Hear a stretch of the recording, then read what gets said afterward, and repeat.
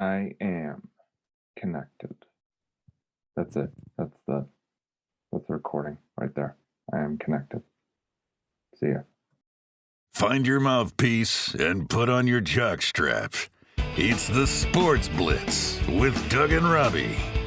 Okay, how long is your show? You guys have such a great setup. Hey, listen, if you're under a rock or if you're in a cave, come on out and listen to our episode. It was fun talking baseball. I love talking Red Sox. I love talking coaching. I don't care because I would rather not be in MLB season than have to sit and watch the colossal embarrassment. Hey, hello, I am Bloom. Yeah, it's Doug and Robbie from the Sports Blitz. I just wanted to find out whether you need some pitching. There you go. In 5, 4, 3.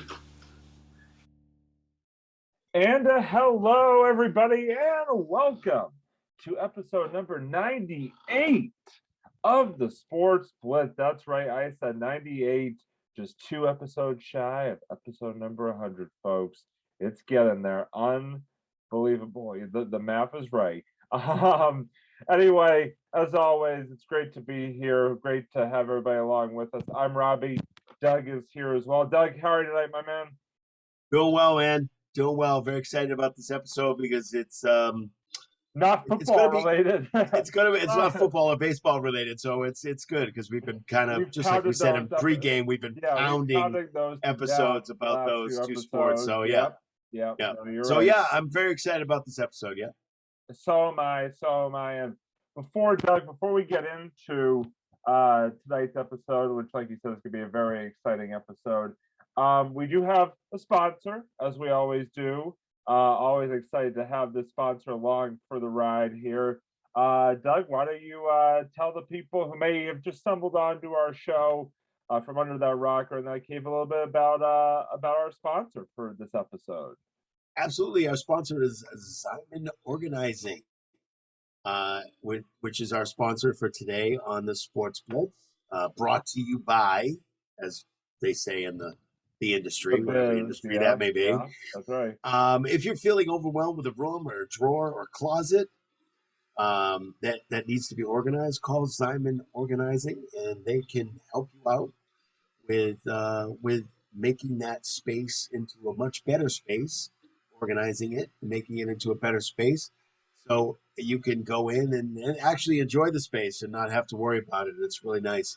So just remember Simon Organizing, creating a stress-free home. We're going to have a link in the description. link in the description. So please click on that link and check them out.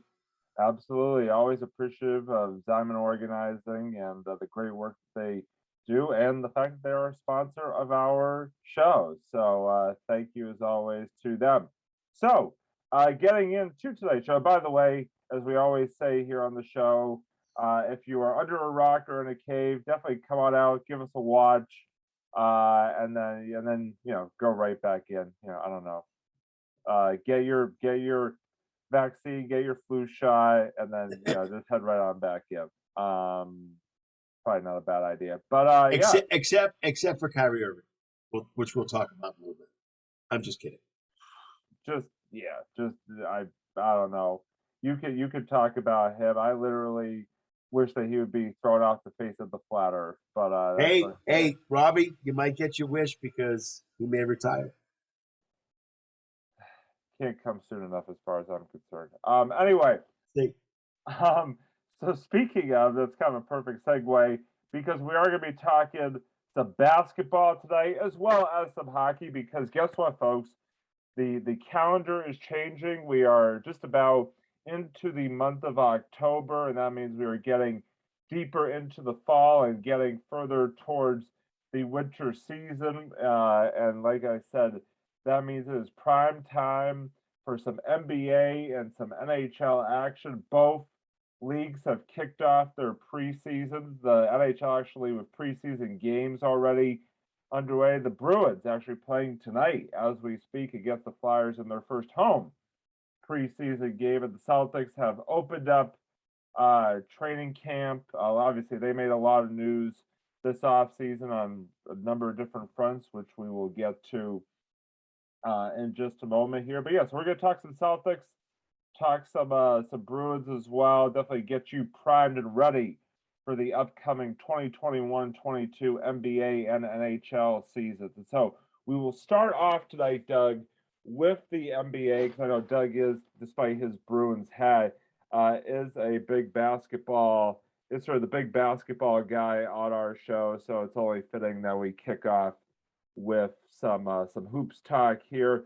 And it also, as we've alluded to in past episodes, has been a very busy offseason for our hometown Boston Celtics on a number of different fronts. Most notably, or one of the most notables, they have a new head coach as they enter this 2021-22 season. Ime Udoka. Udoka. Shucks, I gotta write that down, man. Ime Udoka, who I apologize to again butchering his name, is the new coach of our Boston Celtics, and Brad Stevens no longer the coach, but now in the front office as the president of basketball operations, and definitely making the most of that title during the off season. Trading away Kemba Walker, signing Dennis Schroeder, making some other moves to bring guys in. So, Doug, I guess I kind of, as the basketball guy, throw it to you here just for a little, in your own words, sort of synopsis, recap, thoughts about the off season for the Boston Celtics. Now that we sort of have a chance to look back on it, now that we have sort of entered full steam into training camp and onward and forward towards the actual season. So just wanted to hear from you, sort of in your own words, a little look back at what we saw out of the Celtics this off season. Well, it's kind of interesting because I think you and I had discussed even on text when everything was going down and stuff like that. That I think I mentioned that Brad Stevens has made more trades in the last two or 3 months than Danny Ainge has ever done in his lifetime as general manager. Yeah. Danny Ainge was the kind of guy, and you really can't mess with him too much. He did bring us a championship by bringing in 2007, 2008.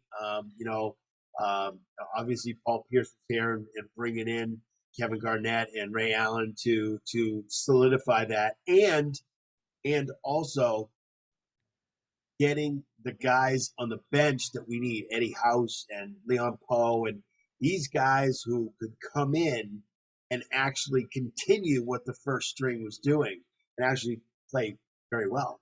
Yeah. So you can't really knock them too much, except the last, I would say, 5-6 years, where it's just like, okay, let's bring in this guy and see what happens. Let's bring in this guy and see what happens. Speaking of Kyrie Irving and other players that he's kind of brought in, Danny Ainge like to keep his. He's like this little devil in the corner, keeping the.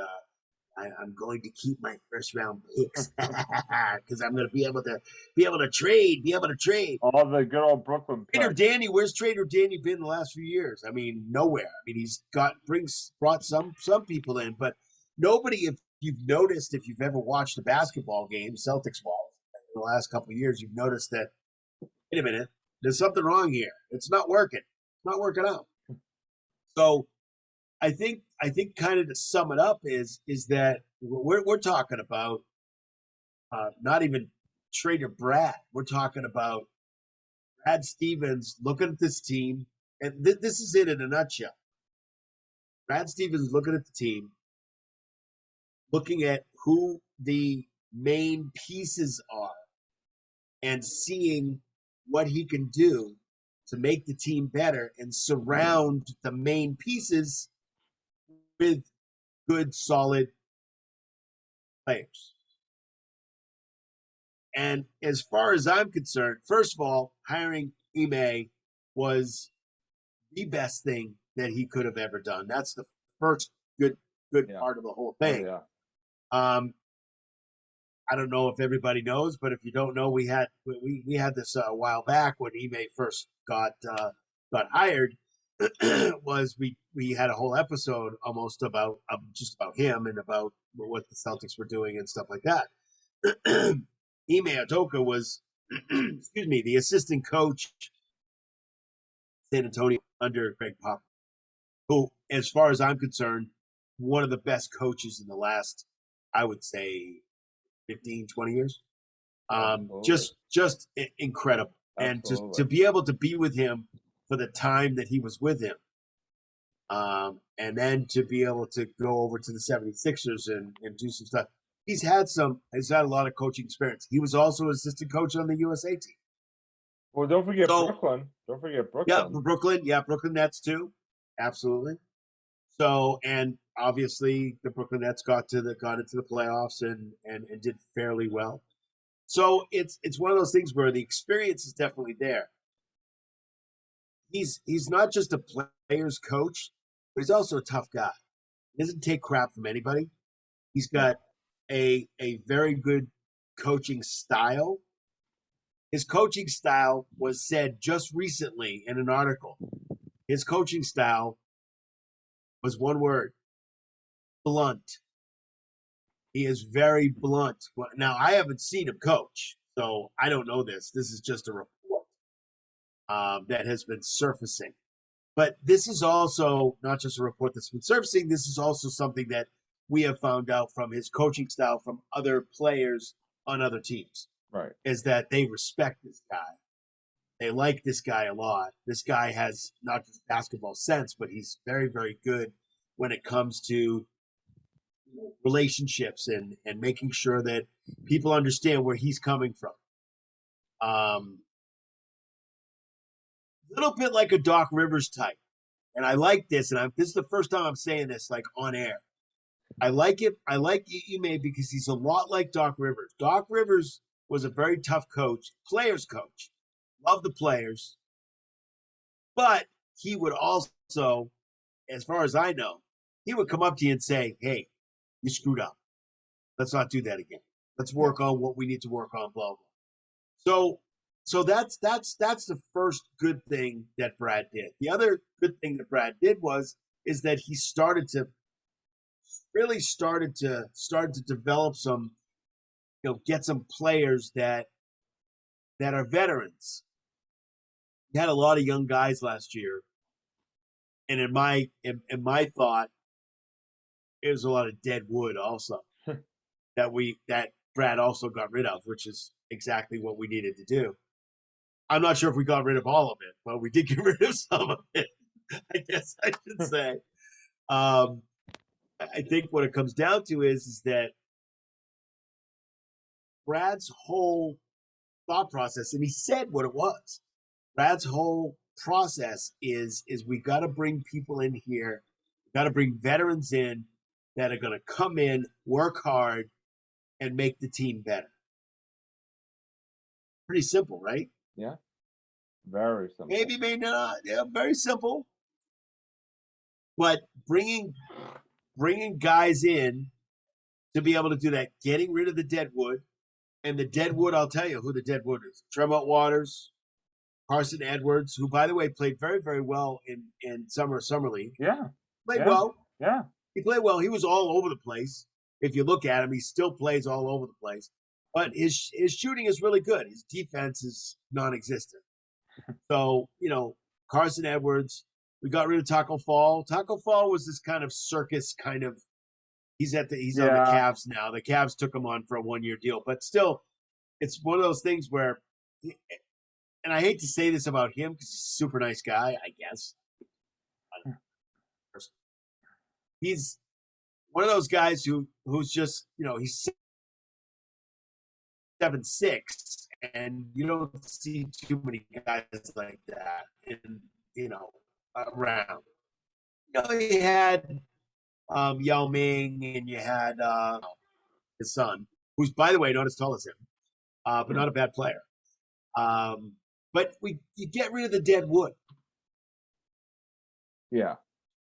And I think, in my opinion, he did a really fabulous job. One of the The two players I think he did a great job with is bringing Al Horford back, which I think was a good idea, great idea, because he can help with that Robert Williams the third, if he can ever stay on the court, kind of situation where he could really help Rob Williams to grow as a center.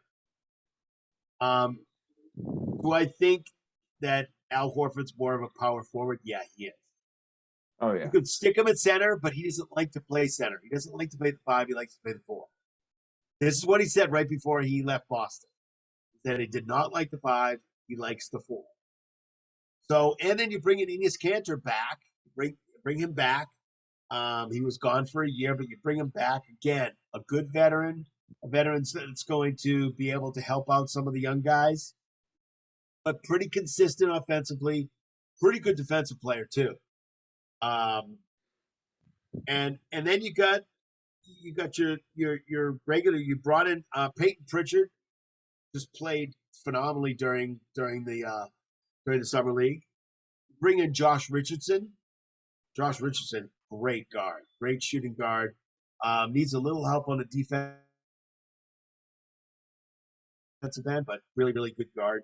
You bring in Dennis Schroeder, who supposedly missed out on an $84 million contract.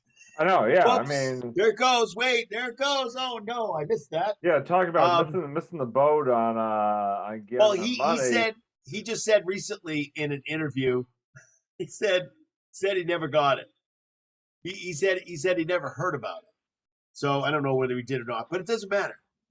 He's here now, so we'll take it. But what's interesting is that bring in Dennis Schroeder, not because, of course, because the money's good. Definitely. I mean, Dennis Schroeder's been in the league for a while. He's looking for $84 million. You got him on what, $6-8 million contract? Yeah. Yeah, of course you bring the guy. Point guard, shooting guard. But you bring him in because he actually can guard certain players. One of them is Kyrie Irving. He drives Kyrie Irving nuts. Good. So Good. that's one. And again, we'll get into a little bit of Kyrie, but the Kyrie thing is more about a new rule that's going on that we'll talk about later too in the NBA. You got Marcus Smart back. You got Jason Tatum. Grant Williams, I don't really know. I don't really know. He's got to prove himself this year. I thought he was going to play in Summer League. He decided not to play in Summer League, which I think was stupid. But, him I thought was another piece of dead wood that we needed to kind of bye-bye. Of course, Robert Williams III. We brought in some other guys. There's this guy named Theo Pinson and Juwan Morgan. Garrison Matthews, we just gave a year contract to. He was actually on Washington. Phenomenal three-point shooter. Phenomenal shooter toward the end of the game. You want somebody that can score at the end of the game? This guy's it. All you got to do is give the ball to him. Or Jason Tatum, but still, really great player, but we got him on a year contract. And again, Romeo Langford and Aaron Nesmith. I think Aaron Nesmith is better than Romeo. Romeo was in Summer League, and so was Aaron Nesmith. I think Aaron Nesmith played much, much better. I think Romeo still needs to grow a little bit, but I'm not sure. I'm going to make a prediction right now. I don't think he's going to be on this team. I would be really, really surprised. Aaron Nesmith, I think, probably will be, but I'm not sure about Romeo Langford. I don't know. I just don't know. We also brought in Juancho. I am very excited about Juancho. Vernon Gomez. Very excited about this guy because he is just excited to be here. He's looking to kind of get his basketball career back. And he is he could play either a small forward or maybe even a power forward position. It's about 6'9", so but he also can play as a center position because he's got a 7-foot wingspan. So he's really good. Sam Hauser is on a 2-way contract. He's a good shooter, but he really didn't show too much because I played that much in summer league. That's why we don't know anything about it. So again, Bruno Fernando. Everybody's gonna listen to this name, Bruno Fernando. You got to listen to this guy. Well, watch he's traded tomorrow. But you got to watch this. I'm just jinxing myself. I watch this guy. This guy can play. This guy can play center or power forward, mostly on the center side. Watch this guy. This guy was a steal. Next to Dennis Schroeder, he's right next to him on the steal list. And of course, you got Jaylen Brown. You got this guy named Ryan. I can't even pronounce his last name. I do not know anything about him. He is a guard. I don't know anything about this. But they finally revamped the rosters on the website, which is driving me crazy. Because they had guys there that have already been traded. So I was like, what's going on? So this team that you're gonna see is almost an entirely new team. Except for you got Jabari Parker's back too. The core guys, except for the core guys. Except for the core guys, but other than the core guys, it's going to look very different. I think the feel is going to be different. I think Ime is going to do a fabulous job, and I really think I think they're going to be. And I say this every year, and I guess I hope that they're exciting, but I really do think that they're going to be more exciting this year because again. I think Brad, and I would say this right up front, Brad ain't done yet. Not done yet. So I don't know what's going to happen because I can't predict the future. But oh man, you Brad can't. seems like but Brad seems like the guy that's going to always try to not just think about it and not just rumors are out there. He's actually going to do it. He's actually going to put action to the words. So I'm looking at the team going kind of excited to see what they come up with. What are the lineups? Because the lineups can be so many different lineups, so many different starters that you could start. Obviously, Jaylen Brown and Jason Tatum will start. But other than that, who else? Dennis Schroeder going to play? Is Marcus Smart going to be your point guard? Maybe. Don't know. So there's some mystery in that too. Robbie, what's your sense of what's going on with these Celtics? And I know that it's it's been a whirlwind because there's been so many signings and stuff like that. Yeah, no, and I totally I'm with you on everything you just said. I mean, you obviously that's why I'm glad you're kind of the basketball guy here because I kind of just I sort of ask you one question, you just perfectly sort of give me a 15-minute just sort of recap. A little bit of summation, yeah. Summation. It was perfect. No, I love it. Listen, I'm with you. I think that Brad has definitely come in and has really basically put sent a message from the start that he's not messing around and he's actually going to sort of take chances to pull the trigger on these deals, unlike Danny Ainge did at times. And I think you're right. I think he got rid of some pieces that really didn't need to be here. Listen, I enjoyed watching Kemba Walker play, but Kemba was very injury prone, and had some issues here staying healthy, staying on the floor. Bad contract. Yeah, absolutely. So. I see no problem with Brad, sort of making a move there. I love the Schroeder pickup. Is it Schroeder or Schroeder? I always. It actually yesterday. It wasn't yesterday. It was a couple. It was Monday. During press day, they call it press day. Monday, they start training camp with all the reporters and all the players come out and they talk. The first question that was asked Dennis Schroeder was, I'm sorry to say this, but how do you say your name? It was Sherrod Blakely, I think, that said it. And A. Sherrod was great. And he was like, I just want to know how to say your last name the right way so I do not butcher it for the rest of the season. So how do you say your name? And he said, Schroeder. No, it's Schroeder, yes. Okay. All right. I think you said Schroeder a couple times during your summation there, so there you Very go. possible. It's very possible. No, that's all right.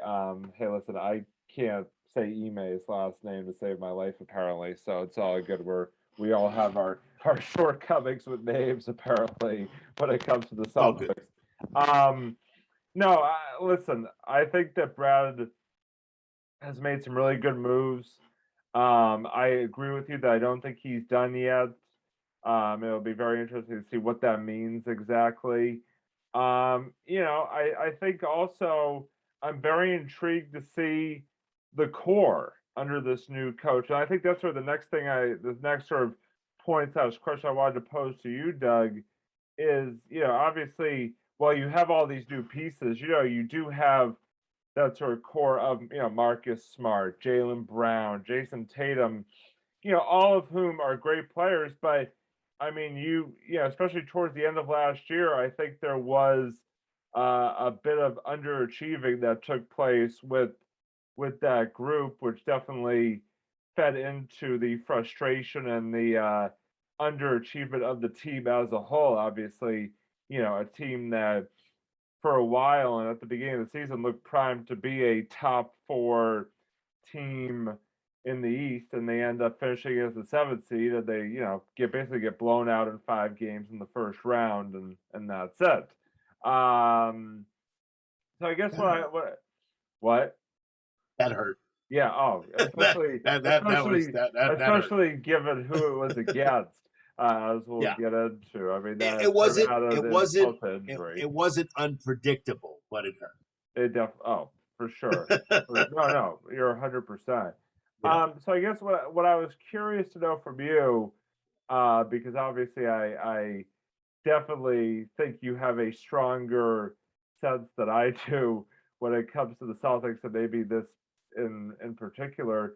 When it comes to that core, again, Tatum, Brown, and Smart, I think is who I'm specifically talking about here, because again, they seem to be sort of the veteran core of this team right now. What are you sort of looking for from them this season? And also, how can, I guess the bigger question I want to ask is, given the way that, unfortunately all 3 of them kind of at times at least underachieved during last season, how can all 3 of them, or even just as a whole, sort of up their game enough to the level that we expect it to be at, and also to the level that can help this team to really get back to the level as a team that we hope to be? I guess just sort of your thoughts on, like I said, just sort of that core in general heading into the season. I know I just asked like 50 different questions in one there, and I apologize, but just sort of your. No, I understood what you're saying. Okay, good, because I don't know if I understood what I was. It was my train of thought on that one. Like, as long as I understand, you do not have to understand. So yeah, that's good. I guess, like I said, just overall, just thoughts on the core heading into the season. Yeah, absolutely. Obviously, Jaylen Brown got hurt last year. He is healthy now, so that's a good thing. I think that kind of hurt our chances in the playoffs last year a lot. Oh yeah, he is. The way he was playing last year, like on fire. Yeah. Like every time he touched the ball, he would singe his fingerprints into the ball, and it was just amazing. He was like, all of a sudden you'd see this fireball go across the court. It's like, oh, it's all right. It's just Jaylen. It's fine. Okay. It's just Jaylen Brown. Don't worry about him. Don't worry about it. He leave a burn mark on the court. So it's one of those things where I think the core is going to be super important this year, because when you talk about core, when I talk about core, I talk about 2 players. That's really interesting. I talk about Jaylen Brown and Jason Tatum. Oh yeah, because I do think that there was a possibility that and it didn't happen because they gave him an extension. They gave both people an extension, both players that I'm going to talk about. You got Marcus Smart on one end, and you got You got Rob Williams on the other. They both got extensions. Yeah. Now, the good thing about these extensions, if you look at them real closely, Marcus Smart wanted $90 million. He didn't get $90 million. He got a contract that is actually very, very favorable. Very favorable contract. Now, will we keep him initially? Yeah, I think we should. He's probably one of the best defensive guards in the league. So I would keep him for that. But on the flip side, does he have a contract that can be thrown out, traded, and the other team can pick up that contract and not have a bad contract? Yes. So that was done on purpose. And actually, there was an article that came out that said, "Oh yeah, I wanted $90 million. I almost turned it down." Okay, whatever, dude. You got 50-something, 52 million or whatever it was, 55, whatever it was. Whatever. I mean, who knows? It's not a big deal. What I expect from that core is for them really, really to work hard together. And again, I don't know who's going to be the starting five. I know maybe 2 out of the 5. Right. Yeah. I don't know who else. Are you telling me Jason Tatum's not going to all of a sudden be coming off the bench? I mean, yeah, I think he's pretty safe bet. Pretty safe bet that Jaylen Brown and Jason Tatum are going to be in the starting lineup. Yeah, no, I know. The 3, I don't know. I can give you a starting lineup right here that I think may have. Well, I was gonna ask you. So yeah, I mean, but again, I think with the core, you need to have them really be the essence of the team, to really be to really work together, to be able to just win games. And if Marcus Smart doesn't have to go and hit the last shot all the time, he doesn't have to have that pressure. We got shooters on the team now. Josh Richardson's a shooter. Matthews is a shooter. I mean, Pritchard is a shooter. He's already proved it this summer. So we don't have to rely. I think getting these players, and you're talking about core, getting these players is going to take the pressure off of the core. Yeah. They have to win games as a core. Yeah. Oh my God, I'm Jason Tatum. I'm an all-star. I have to win a game. No, you don't. We want you to score. Instead of scoring 50, 60 points, which we don't mind you doing, especially if we win, you don't have to. You don't have to anymore. We've surrounded you with Dennis Schroeder, and we got Marcus Smart is not the greatest. We have to make sure that he takes better shots. But we got Dennis Schroeder. We got Richardson. All these guys shoot threes. Matthews shoots threes. Pritchard shoots threes. Al Horford shoots threes. You know what I'm saying? Horford down low, all these. Yeah, exactly, exactly. Yeah. So no, you're right. So what we want to do, what I think they want to do, and what I've heard is that there's a tremendous amount of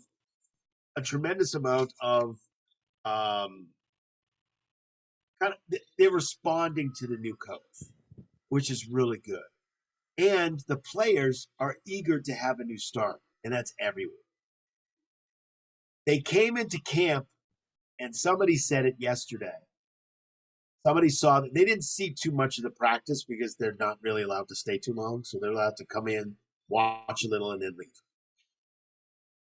Somebody mentioned, and it could have been Abby Chin or maybe even A. Sherrard had said, I see a difference in the team already. Jason Tatum's coming in with a smile on his face.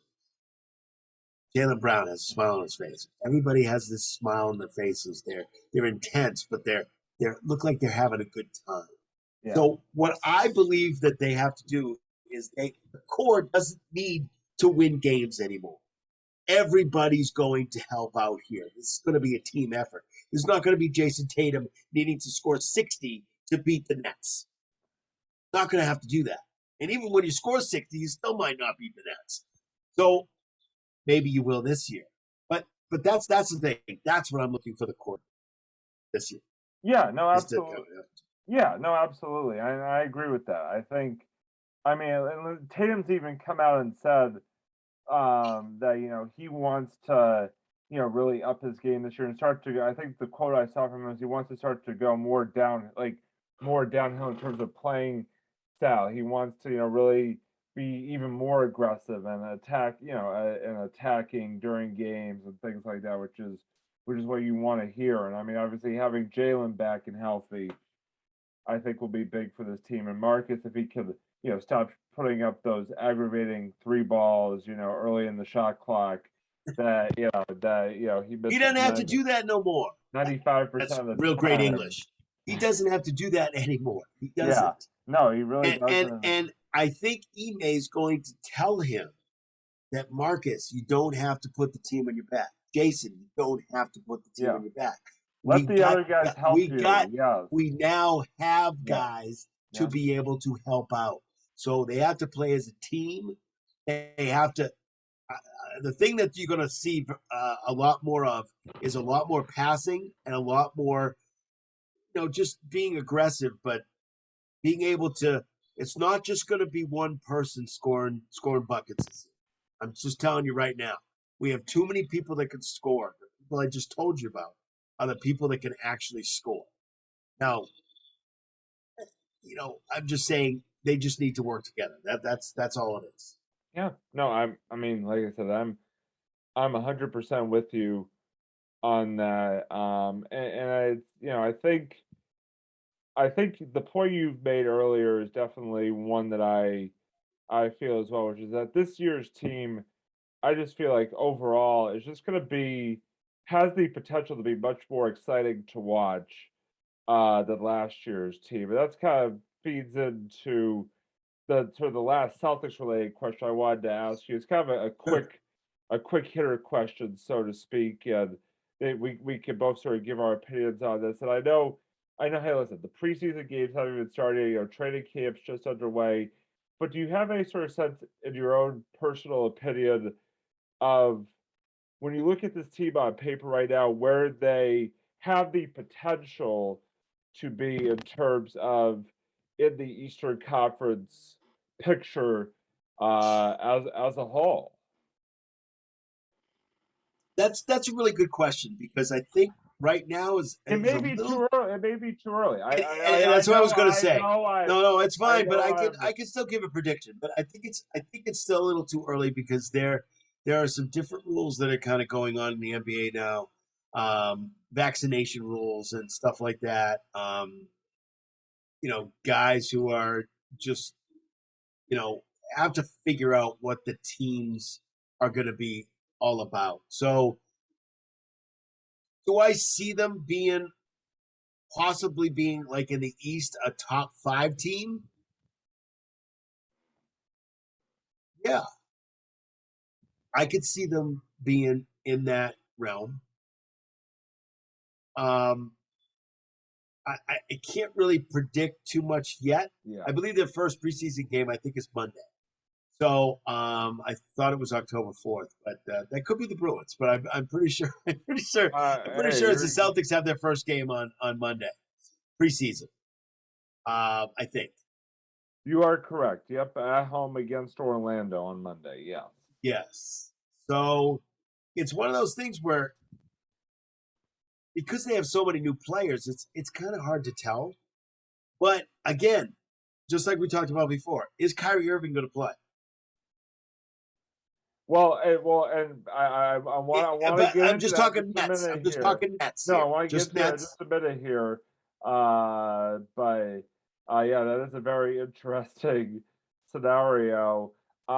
First of all, before I get to that, I do agree with you that I mean, maybe a little bit too early, but my personal, at this point, prognostication / sort of gut instinct tells me this team, on paper at least, has the potential to be a top 4 or 5 team in the East.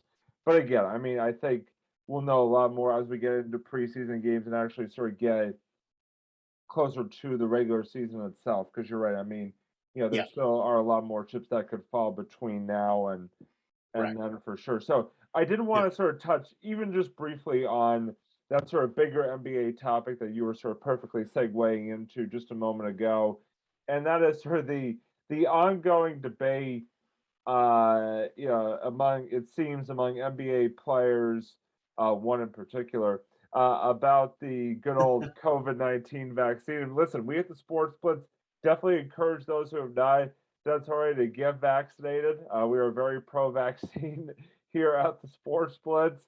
We're pro being safe. That's what we're pro being safe. Hey, listen, I mean, I'm gonna say this right now, and I'm gonna say this right now as sort of a perfect example. Listen, I got a breakthrough case of COVID about a month ago, and I'm back. As I said, it's a breakthrough case because obviously I was fully vaccinated. I got fully vaccinated as soon as I possibly could. Got a breakthrough case, had very, very, very mild symptoms. Just having to quarantine for 10 days was probably the most annoying part. Was basically the most annoying symptom of testing positive for COVID was that I had to isolate for 10 days. Other than that, actually, I had, kind of a stuffy nose. Put him in a cave. Exactly. Put you in a cave, man. I had maybe a little stuffy nose that you honestly could easily pass for allergies. I mean, it really, being vaccinated is just so important. Again, I do not want to get political. That's not what we do here on the Sports. Not political. I shouldn't be political, but you're right. I understand. Yep. I understand. It is just so important. I mean, it can not only protect you, it can protect vulnerable people around you.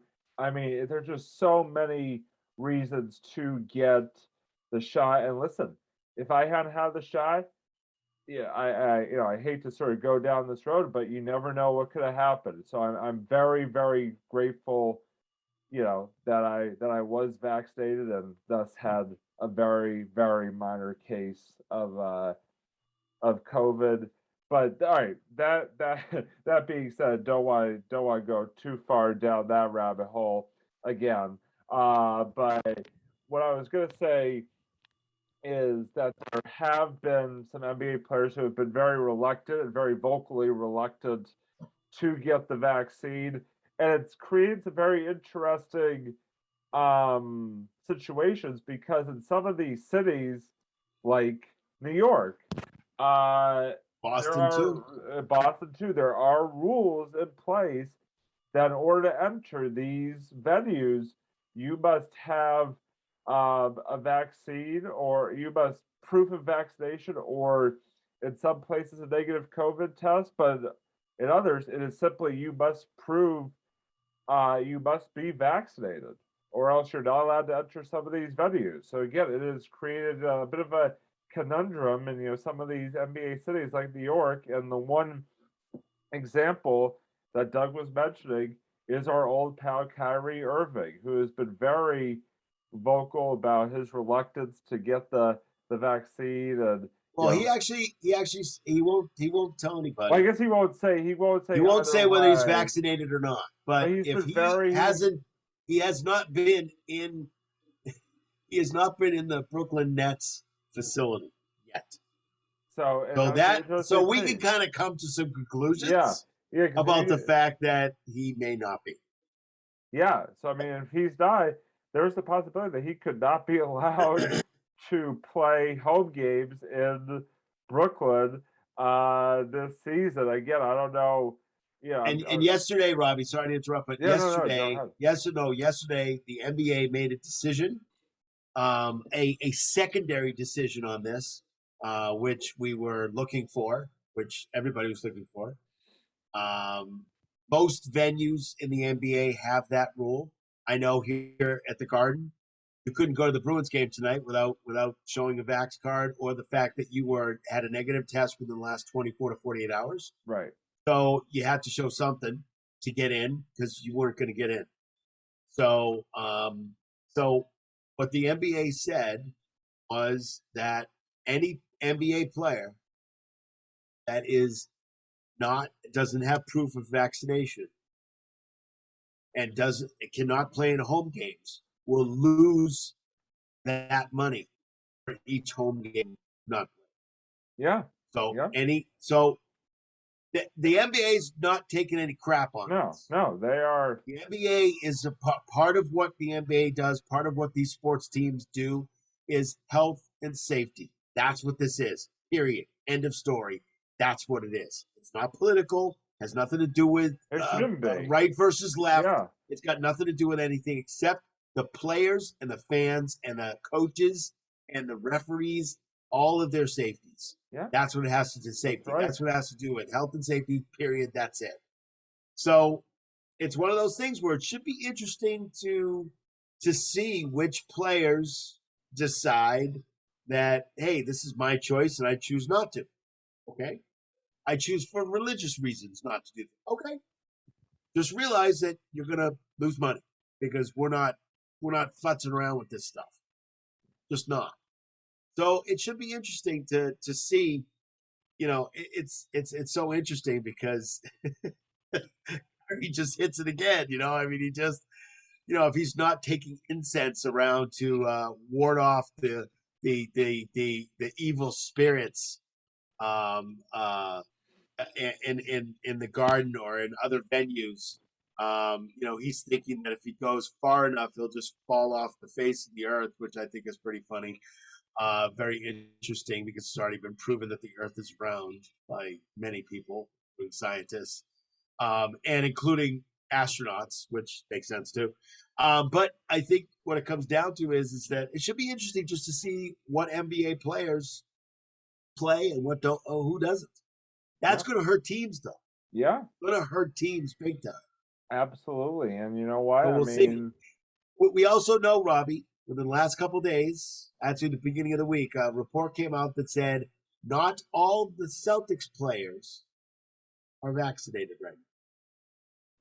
We don't know who, but we heard from Ime saying, and Brad, that says. And by the way, Ime working on it. Found out how to break through K. So he actually started training camp off remotely. He started on Tuesday. He was in quarantine.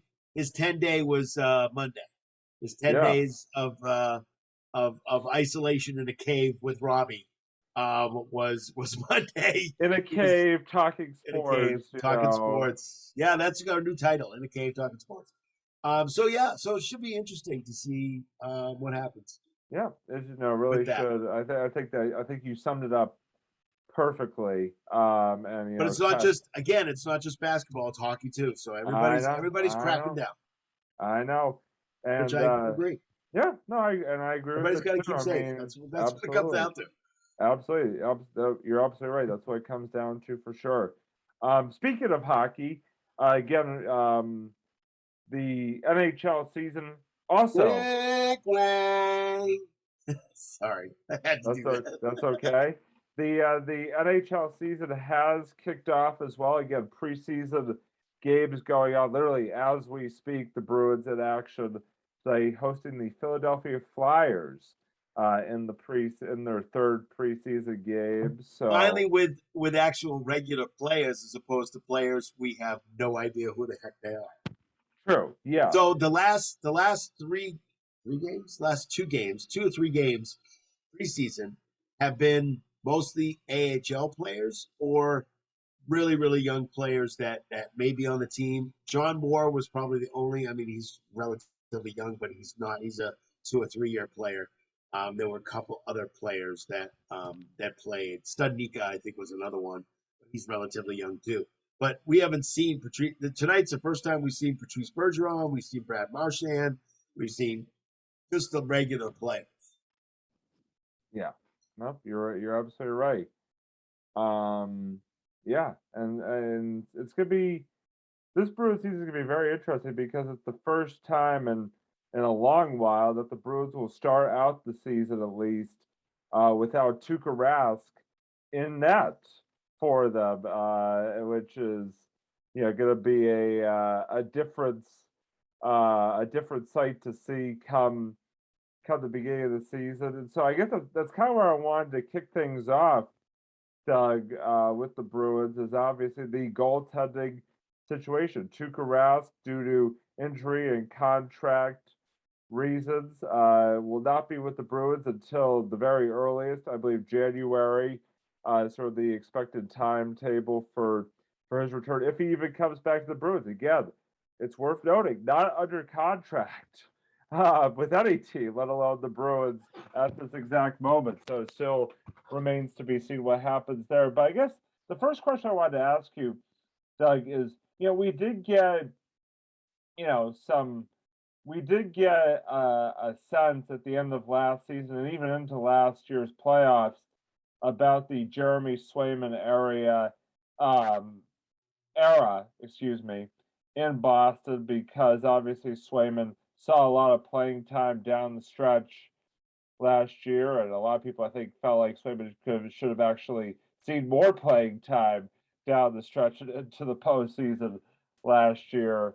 So I guess, how much confidence does watching Swayman's performance at the end of last season give you, now that basically, as far as we know, at least, unless something dramatic happens in camp, it's going to be his team, at least for the first half of the season, with Tuukka Rask not out there. Yeah, I think he really stepped up. He stepped into the position. He was playing exceptionally well last year with baby bees.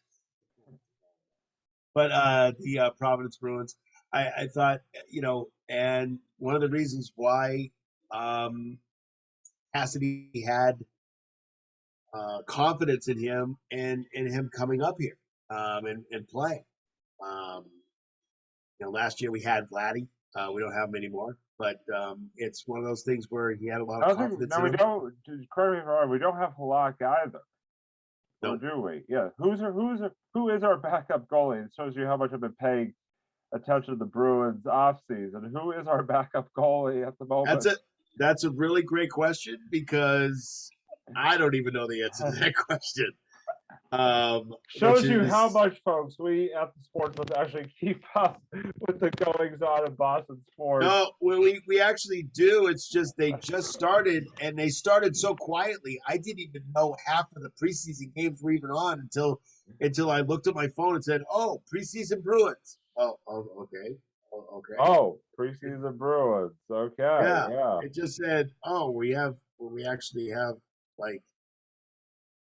Bruins games on." I didn't even realize. So we have the backup goalies. Okay, you ready? I'm trying to look at the roster now. Do a little intro. So we have Swayman. We have a guy named Booth. We have a guy named Grosnick. I think he is an actual NHL player. Linus. Don't forget about Linus. Linus Allmark. Linus Allmark, yes. I think Allmark is kind of the one that people feel like is going to be the backup. Yeah, I think that's probably what it is. So again, he's a guy that they brought in, like Nick Felino, like Eric Hula, and like Thomas Nosek. So those are the three plus I don't want to say his Allmark. Allmark. I'm going to say his name. Yeah, it's Allmark. Yeah, that. I don't say his name. Whatever Doug said. But yeah, Nick Felino is 33 years old. He comes from Toronto and Columbus. Pretty good player. Yeah. It was a Bruins killer for a while, especially in Columbus. I couldn't stand the guy, and I'm just glad he's on the team. So, you got a 30-year-old Eric Hula, who played for Florida and Nashville, I believe. And you got Thomas Nosek, who is 29 years old. He played for Minnesota and Montreal. These guys are going to help us out, and I'm pretty glad that we got these guys. Taylor Hall. I'm gonna have everybody right now do a little prediction, like I try to do every once in a while. All right, hold on. Let me bring in my note. I'm gonna. Yeah. Put it in your notes. Put it in your notes. Put it in your cave notes. Okay. So the prediction is Taylor Hall is going to have an amazing year. The reason he is because Number one, he wants to be here. Number two, he got a new contract. Number three, he's starting with the Bruins. Yeah. He's started camp with them. He'll be much more comfortable. He'll know the game. I mean, he already knows the game. I mean, he knows the Bruins type game. He's not going to come in and go, okay, throw him out there and see what happens. Not going to happen this year. So because he started camp with them, it's going to be it's a new year. And I just think he's going to. He already had an assist tonight. And the assist was amazing because he dove for the puck to get it, to give it to Brad Marchand, and Brad Marchand scored the goal.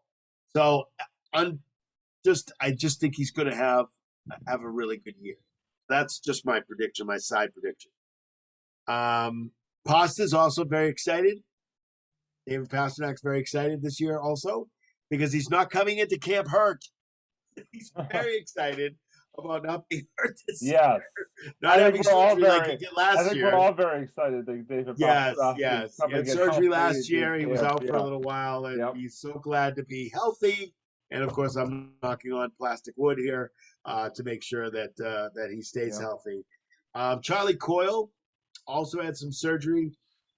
He's coming along. He's very close to actually skating and practicing. So that's also good news. So looking forward to the season that crept up. Yeah. On us really quickly. I'm like, oh, the Bruins are on tonight? What? Who's on? Then I turned it on. I was like, wait a minute. Brad Marsh? No Brad. No, anybody? Patrice? By the way, I gotta point out that tonight's Bruins game against the Flyers is being played on TNT. It is. Hockey on TNT apparently is now a thing. So yeah, go figure. Expect more of that, by the way, because that's what happens. Isn't ESPN's taking over hockey, national hockey broadcast, I believe, starting this season, if I'm not mistaken. Very, very, very possible. I don't follow that as much as I follow the team. That's okay. But yeah, that's very possible. That's okay. But it kind of, what I did kind of want to ask you, Doug, along sort of the same lines that we were just talking about the Celtics, is sort of twofold. First of all, I guess I'll sort of pose my question, sort of both my questions here, and you can sort of go with it as you may. But first of all, when you look at the Bruins core, just sort of expectations for them, obviously a team that, got through the first round of the playoffs last year, and, arguably should have gotten further, but unfortunately kind of fell apart, if you want to call it that, in the Islanders series. It just kind of came up a little bit short there. But just sort of, I guess, just wanted to sort of get your thoughts on this Bruins core, how they get to the new year, and also on top of that, again, just like I said with the Celtics, I know it may be a little bit too early, but since we do have even more of a sample size of the Bruins that they have played preseason games, just any sort of thoughts you have about where this team on paper could potentially fit in the Eastern Conference picture this year. Yeah, I think it's a little this was the first actually preseason game that we're actually being able to see actual players. There were fake players in the last 3. No, just kidding. There were a lot of young players. They always start out with the prospects, the young players out there. This is actually tonight's the first game that we're actually seeing, Felino and Hula and Patrice Bergeron and Marchand to answer the last question first. Yeah.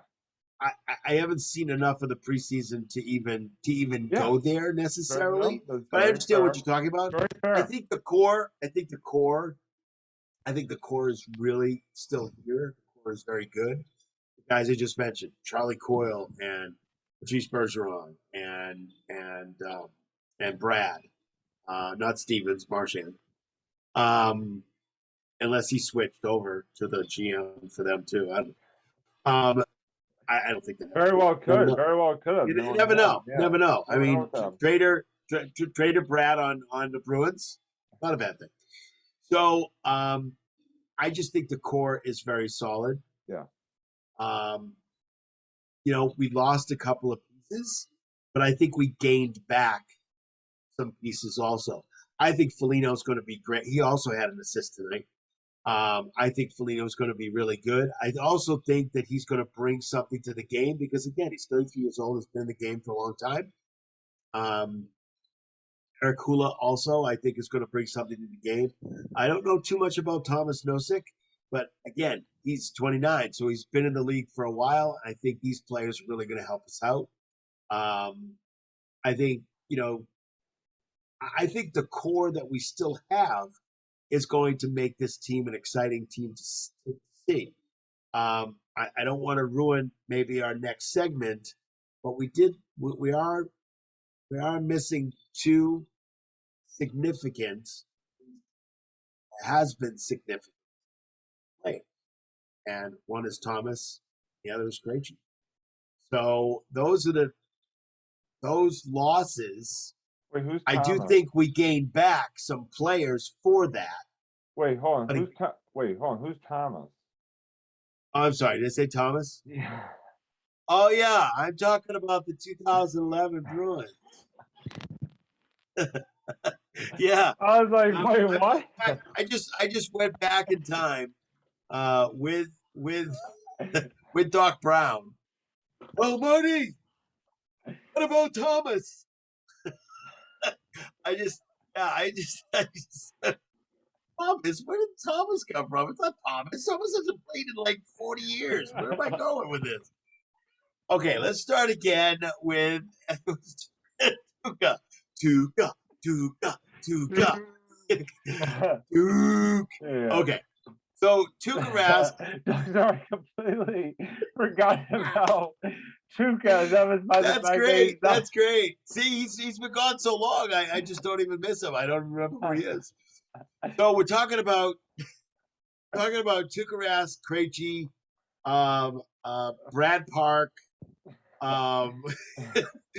Bobby Orr, and Milan Lucic, Sean Thornton. Thornton. Yeah. Let's see, Rick Middleton, Mark Terry O'Reilly. Yeah. Yeah, that's where I'm at right now. Excellent. Okay, wrap it up, people. Joe Thornton. And that's the news for today. Thank you so much for listening to us. We'll be back next week, maybe. Okay, so I think the core is really good. I think what we have to do is we have to make sure that we Can you actually name the core? I'm not doing the core again. The core is Milan Lucic and Zdeno Chara and Jeff Allison. Yeah. Right. And everybody else in the 2011 team. So I think when it comes down to it was like the 90s. Yeah, I don't even know. So what it comes down to is trying to figure out, again, I think we might get into this a little bit, but kind of replacing Krejci is going to be it'll be a little bit difficult. But the fact is that I'm not worried because it's just one guy. One guy doesn't make a team. So I think he was, I think he'll be missed. But I think once you see this team, once you have Taylor Hall and you got Nick Felino, and Eric Hula and all these other guys that are coming in, I think it'll be fine. Do I know who's going to replace Krejci? I have no idea. They're thinking Charlie Coyle, possibly. I don't know. Do I think Charlie Coyle could stay healthy enough to do it? Yeah, I mean he's proven himself, so who knows? So we'll see. What do you think? What do you think of the core and kind of where? Again, we got a half a game sample right now. Yeah, I don't know. I mean, I think, and that's why this was the perfect show for you because I could just ask you a question, let you just go on and on for 15 minutes. Let me ramble about Tim Thomas. Great idea. Okay, folks, we're out of here. Bye-bye now. But yeah, no, I appreciate your basketball and hockey insight because I'll be flat Hey, out. hold on. I got a phone call. Let me see what it is. Hello? Yes, Mr. Thomas. Hello, how you doing? Yes. No, no, I realize that you're not on the team anymore. I apologize for that. I didn't mean to. I just, I thought about how wonderful you were in 2011, and I just, Yeah. it was on my head, and I just want to make sure. What? But you're not planning on coming back? No, coming back for two. Okay, all right, no problem. Thank you so much. Again, thank you very much, Tim Thomas, ladies and gentlemen. Thank you so much. Bye. Just wanted to clarify and make sure that good old Tim.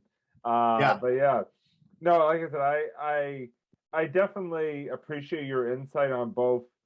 You know, the Celtics obviously earlier, but also the Bruins as well. Because I'll be flat out honest with you guys. I have not really been keeping. I mean, obviously you read the news sort of headlines and stuff like that. And Doug and I have been texting about. I mean, I'll be honest. I've been so focused on baseball, especially, but also football season starting up. I mean, I think I just the Bruins and Celtics have kind of been on the back burner for me until the real season actually starts for them. I know. I'm terrible, but And hey, I can folks, only have only so much bandwidth. Folks, listen. Don't tell Robbie this. Don't tell Robbie that once the Patriots season starts, I don't pay attention to this. Go ahead, Robbie. I'm sorry. What? No, that's okay. I pay enough attention for baseball for the two of us, so it's all good. That's correct. He does. He's the baseball guru. I am. Yeah. No. As we'll get into. I can talk it up though. As I'll get into just a couple of moments here. But hey, listen, I'm with you about this Bruins core. I think on paper they have a chance again to be in sort of that top. Yes, paper. Paper. I know my paper's a lot smaller than yours, but that's all I have on paper at my desk at the time. But yeah, I think that this Bruins team definitely has the potential to be again in that sort of top 4 discussion, top 4 or 5 discussion. But again, I think it's too early to be throwing out these big and bold predictions. I think we still got a ways to go until we really get into sort of that time. But we are getting close to that time, and as sort of these coming weeks and month or so go by, we're definitely going to have a lot more of a sample size to talk about, really start to get into and get sort of focused on both the Celtics and the Bruins as they get primed for what I think should be overall a very fun and exciting 2021-22 seasons, and just simply can't wait to see what happens. So no, like I said, I appreciate having a co-host who is much more consistently invested in basketball and hockey than I am, because that way he can kind of take control of the topic, and I could sit here and have people debate whether or not I actually have any idea what's going on. So I will say this though, I did not refer to Tim Thomas at all, at least directly, during tonight's program. So I got that going for me at least. Tim Thomas coming back to the Bruins. Breaking news. Not happening. No, not at Just all. called. He said he wasn't. So. Yeah, no. You heard it straight from the horse's mouth. That's right.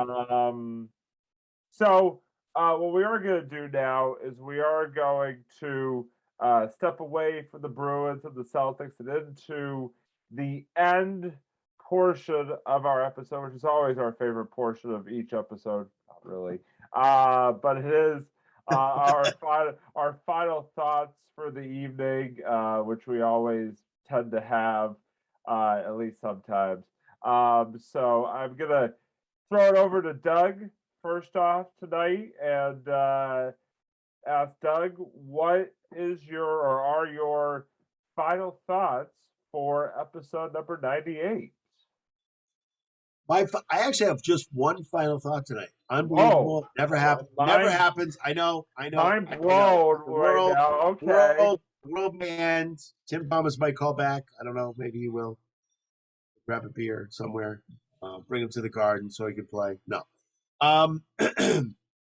My final thought for this Sports Blitz episode is I'm going to start pining for an NBA player. And there's kind of a reason, and you'll know right away when I tell you who the NBA player is. And I know that he's prepped, he's ready to roll in the team. Oh, I think I know where you're going with this. He actually tried out for the Golden State Warriors just recently. So did Avery Bradley, but Avery Bradley actually got a contract, and this person did not. This player did not. And that player is Isaiah Thomas. Not Tim Thomas, but Isaiah Thomas. Tim Thomas not related. For that door. Yeah, Tim Thomas. Definitely not related. Definitely not. In so many different ways. Definitely not. They're going to be old and gray. They want that tour. So it's not, and they're not brothers. They're no. So I think Isaiah Thomas deserves to have a team. I do. I really do. I think he's still got some game. And I really seriously think that there has to be a team out there that just wants to have a score. He doesn't mind being on the bench. He doesn't necessarily want to start. He's an older player. He understands that. Somebody's got to give him, a year contract, even if it's somebody who's just missing a shooter. I'm so pining for Brad Stevens to bring him back, but we'll see what happens to that kind of point. I don't know if there's really room for him because we got point guards galore. So it's one of those things where I think Isaiah Thomas deserves to have a team and a place in the NBA, and I'm pining for him. Us in the Sports Blitz, we want to throw that out to all the NBA teams that Isaiah Thomas needs to have a home. That's my final thought. This episode. Agreed. Of the Sports Blitz. Very good, Doug. I'm in total agreement with you, for sure. So very good final thought. And Tim Thomas, again, just wanted to point out, it's not walking through that door. It is not going to be the goalie for the Bruins this season. You already called. Just wanted to throw that out there. Yeah, he's not coming back.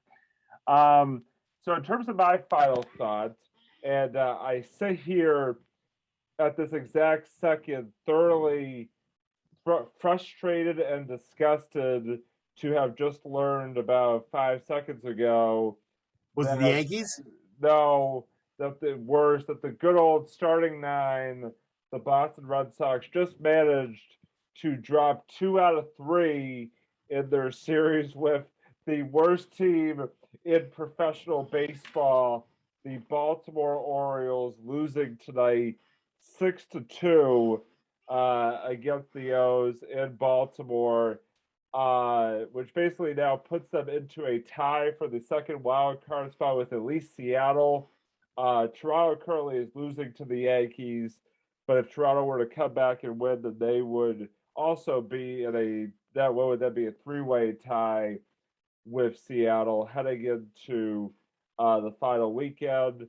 So the Red Sox have they've literally just taken me and basically sort of put me on this roller coaster of emotions over the past, month or so. And yeah, but what I wanted to here's the gist of my final thought, because actually it's not going the direction where you think it's going to go.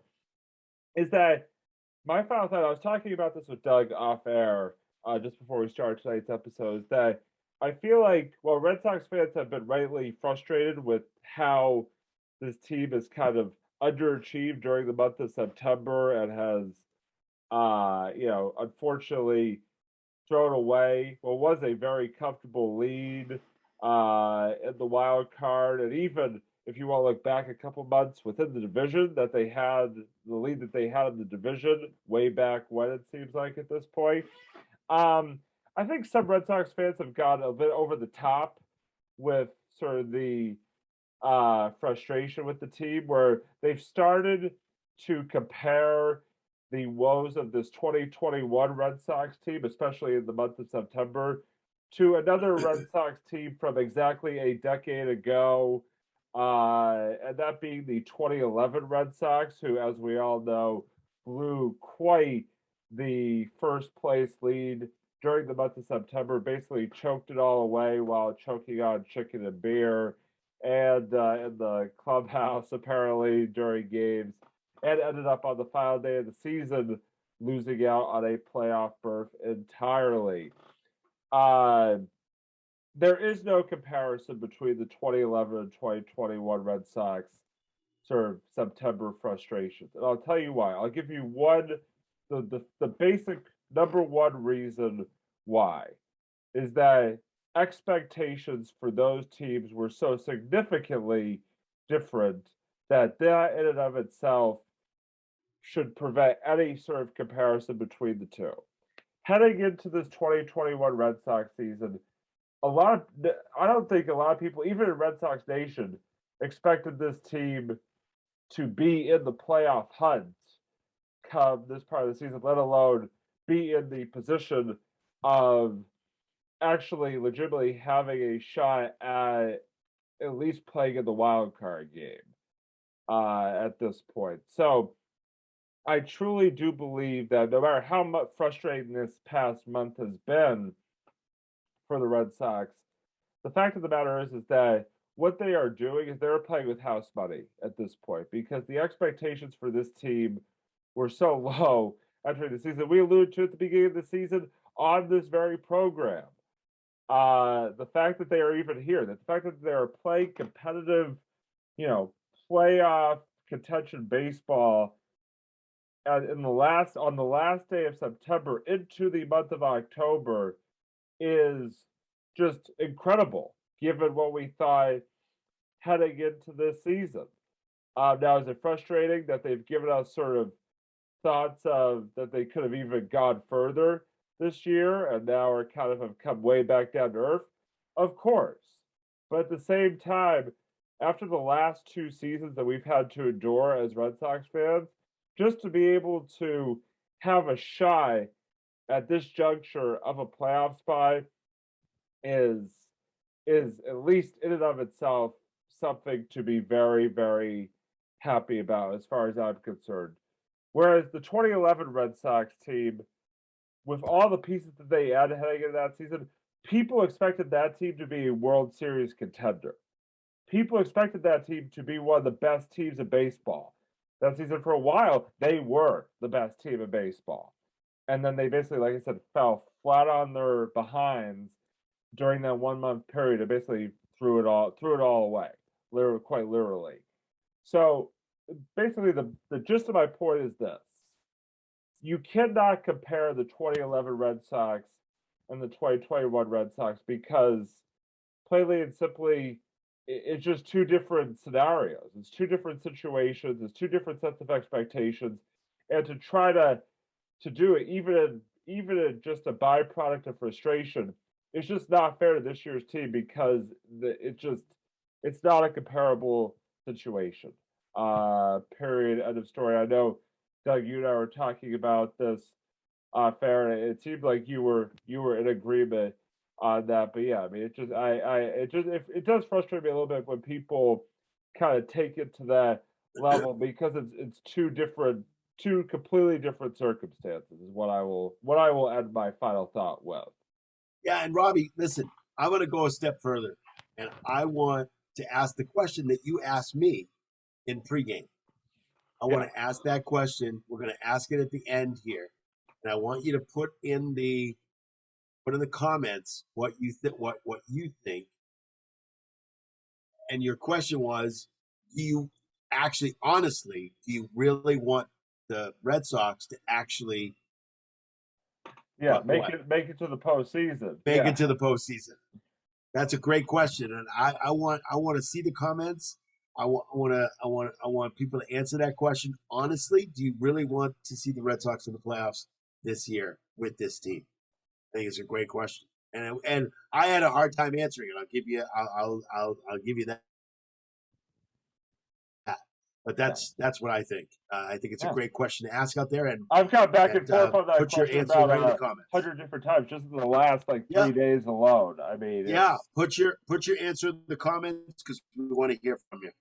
But given, like I said, given the expectations we had going into this season, the fact that we're even talking about this and stressing over postseason baseball here in Boston is, I feel like, a victory in and of itself. So I mean, I'll take it compared to the last 2 years that we've had to go through. So, but that is, so definitely, again, please, definitely put your answer to that question in the comments, and just comment in general. I mean, we want to hear you guys' takes, your opinions, your thoughts on the episode, on us.